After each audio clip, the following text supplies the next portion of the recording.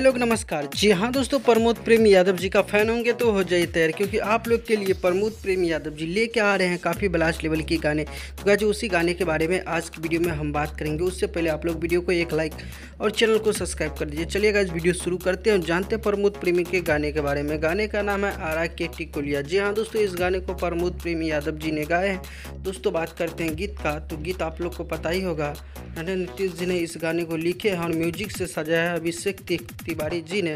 Finally ये गाने को एम म्यूजिक के ऑफिशियल चैनल से इस गाने को रिलीज़ किया जा रहा है। तो गाना काफ़ी लाजवाब का है दोस्तों। ये गाना का आप लोग ज़रूर कल सुनिएगा, वेब म्यूजिक का ऑफिशियल चैनल से आ रहा है। दोस्तों इतना तो ज़्यादा है कि वीडियो सॉन्ग ही रिलीज़ किए जाएंगे, नहीं तो ऑडियो रिलीज़ किया, दोनों में से कोई एक सॉन्ग को ही रिलीज़ किया जाएगा। फाइनली ज़्यादा उम्मीद है वीडियो रिलीज़ होने का।